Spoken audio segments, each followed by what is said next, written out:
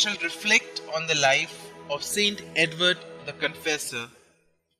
Young Edward, the son of King Ethelred II and Queen Emma, and his half-brother Alfred, lived in exile with their uncle, the Duke of Normandy, during the reign of the Dane Canute.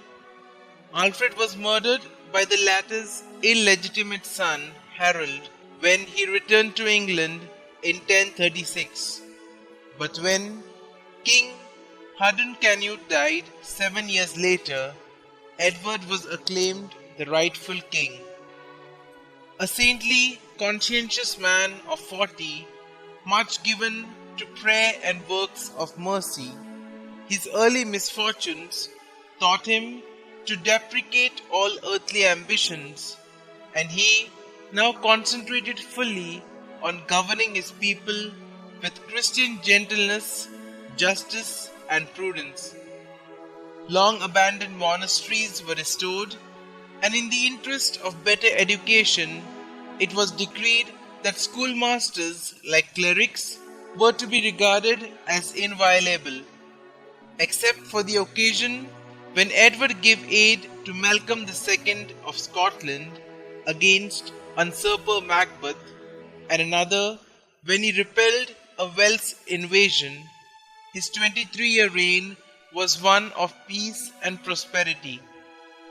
Edward had the Mercian, the West Saxon, and the Danish laws, which applied to their respective parts of his kingdom, codified and combined into one single system, and this became universal to the realm, forming the basis of English common law.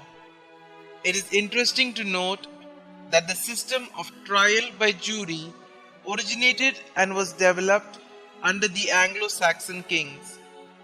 Their country courts were jointly presided over by the bishop and the sheriff, who exercised ecclesiastical and civil jurisdiction together.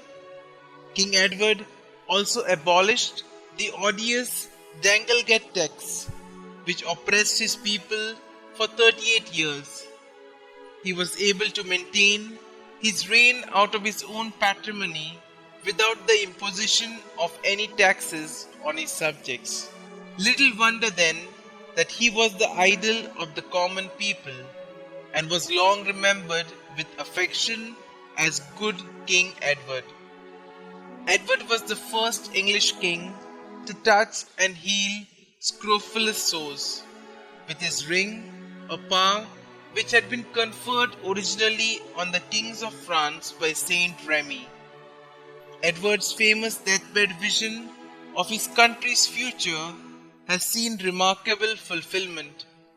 St. Edward died on the 5th of January 1066 and was buried in St. Peter's Church, now Westminster Abbey, which he had magnificently restored. He was canonized by Pope Alexander III in 1161.